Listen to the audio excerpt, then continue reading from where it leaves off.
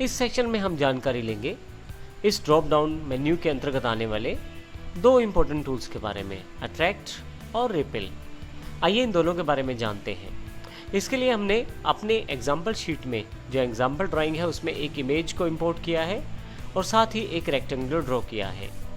आइए सबसे पहले अट्रैक्ट के बारे में जानकारी प्राप्त करते हैं। मैं अट्रैक्ट को क्लिक कर देता हूँ। यदि यहाँ पे आप हिंट सेक्शन में देखें तो अट्रैक्ट टूल की इन्फॉर्मेशन यहाँ पे अवेलेबल करवाई गई है। आप किसी भी ऑब्जेक्ट को सिलेक्ट करके उसके एजिस को प्रयोग करते हुए आसानी से रीशेप कर सकते हैं। कुछ यहाँ पे एग्जाम्पल दिया गया है।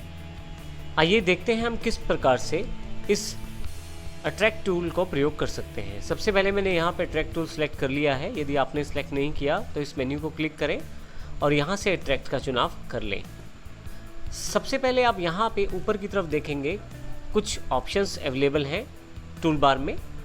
सबसे पहला ऑप्शन है निप साइज़ का। आप यहाँ से ऊपर वाले बटन से कम कर सकते हैं निप साइज़ को। आप यहाँ से ऊपर वाले बटन से निप साइज़ को बढ़ा सकते हैं और नीचे वाले बटन से कम कर सकते हैं। इसके अतिरिक्त आप डायरेक्ट टाइप भी कर सकते हैं। यहाँ पे हमारे पास रेट है, अर्थात किस स्पीड से आपका इफ़ेक्ट जो है अप्लाई होगा। नेक्स्ट आपके पास पेन प्रेशर बटन है, जैसा हमने पिछले सेशन में भी जानकारी दी। टैबलेट्स और टच डिवाइसेस के लिए प्रयोग किया जाता है। हम क्योंकि कंप्यूटर में कार्य कर रहे हैं जिसमें टच स्क्रीन अवेलेबल नहीं है तो इसमें इसका प्रभाव नहीं पड़ता। तो आइए डिफ़ॉल्ट सेटिंग्स जो मेरे पास पहले से है उनके साथ अट्रैक्ट टूल का प्रयोग करके देखते हैं यहाँ पे किस प्रकार से इस इमेज को मॉडिफाई किया जा सकता है। सबसे पहले जिस ऑब्जेक्ट को मॉडिफाई करना है उसे सिलेक्ट करूँगा। इसके लिए आप इस इमेज के बीच में जाकर क्लिक कर दें। चाहे आपके पास ऑलरेडी सिलेक्टेड टूल है उसके पश्चात भी आप बीच में क्लिक करेंगे तो सिलेक्ट हो जाएगा। यदि आप चाहें तो पिक टूल से भी सिलेक्ट कर सकते हैं और सिलेक्शन करने के पश्चात फिर से अट्रैक्ट टूल को सिलेक्ट कर सकते हैं। आइए हम देखते हैं किस प्रकार अट्रैक्ट टूल से बेसिक शेप्स को मॉडिफाई किया जा सकता है। क्योंकि सिलेक्टेड है ये इमेज, तो जैसे ही माउस को मैं अंदर की तरफ करूँगा तो आप सर्कल वाले पॉइंट की तरफ देखते हुए देखिएगा कि ये इमेज जो है मॉडिफाई हो गई है। इसी प्रकार से बिल्कुल ऑपोजिट साइड से भी मैं ये कर सकता हूँ। अब देखिए मैंने उस शेप को मॉडिफाई कर दिया है। ये शेप ना केवल अंदर की तरफ बल्कि बाहर की तरफ भी मॉडिफाई की जा सकती है। बस मुझे माउस को ऊपर की तरफ लेकर जाना है, इस तरह से नीचे की तरफ। अब जैसे आप चाहते हैं वैसे आप मॉडिफाई कर सकते हैं उस पर्टिकुलर इमेज को। एंगल्स चेंज करने के साथ देखिए मैंने माउस को अभी तक छोड़ा नहीं है, अभी तक भी उस इमेज में पर्टिकुलर शेप को मॉडिफाई किया जा रहा है।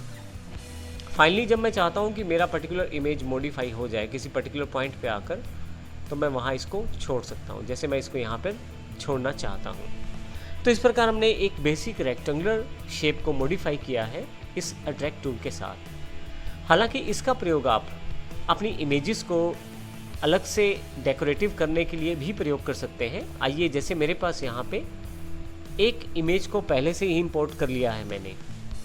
सबसे पहले इमेज को मॉडिफाई करने के लिए मैं यहाँ इसको सिलेक्ट कर लेता हूँ पिक टूल के साथ। आइए अब मैं यहाँ से अट्रैक्ट टूल को सिलेक्ट कर लेता हूँ। अपनी आवश्यकता के अकॉर्डिंग मैं यहाँ पे निप साइज़ और जो रेट है इम्प्लीमेंटेशन का, स्पीड का, उसको डिसाइड कर सकता हूँ। यहाँ पे निप साइज़ को मैं थोड़ा सा छोटा कर लेता हूँ 0.25, तो मेरे पास ये लगभग आधा हो जाएगा। अब मुझे यहाँ पे फिर से ये इमेज सेलेक्ट करनी है क्योंकि मैंने मॉडिफिकेशन किया है थोड़ा सा प्रॉपर्टीज़ में। अब इमेज सेलेक्ट हो गई है। अब मैं इसको मॉडिफाई करना शुरू करता हूँ।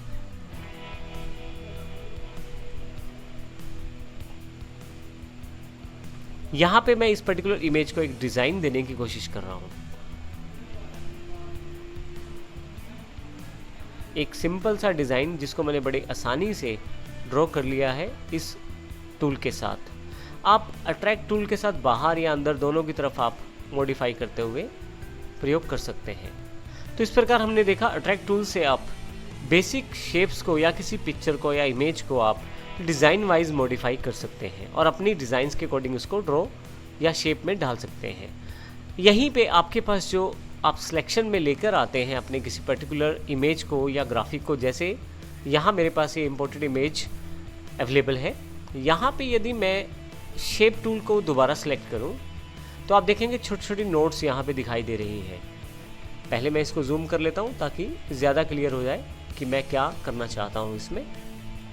अब देखिए यहाँ पे जो शेप्स के साथ छोटी छोटी नोट्स दिखाई दे रही हैं, यदि मैं शेप टूल को सिलेक्ट कर लूँ, इन नोट्स के साथ मैं फिर से अपनी इस इमेज को वापस ठीक कर पा रहा हूँ। आप देखें कुछ इस तरह से, क्योंकि मैं मैक्सिमम उसको बाहर की तरफ खींच देता हूँ नोट्स को, तो जो मैक्सिमम इमेज वहाँ पे अवेलेबल है वो फिर से रीड्रॉ हो रही है कुछ इस तरह से। तो आप देखेंगे ऊपर वाला हिस्सा बिल्कुल ठीक हो गया है। इस तरह से यदि मैं यहाँ इस तरफ भी चाहता हूँ ठीक करना तो वो भी कर सकता हूँ। तो इसका अर्थ ये हुआ, जब आप अट्रैक्ट टूल का प्रयोग करते हैं तो यहाँ पे कुछ भी डिलीट नहीं हुआ है, केवल आप विजुअली वहाँ से हट गया है। आप शेप टूल का दोबारा प्रयोग करते हुए उसे वापस ला सकते हैं, जैसे मैं यहाँ से वापस लेकर आ रहा हूँ। आइए फिर से इसे जूम आउट कर लेते हैं, या शिफ्ट के साथ F4 का बटन दबाएं, आपके पास ये पूरी स्क्रीन पर अवेलेबल हो जाएगा, और केवल F4 दबाने पर आपके पास पूरी स्क्रीन पे फिर से वापस आ जाएगा।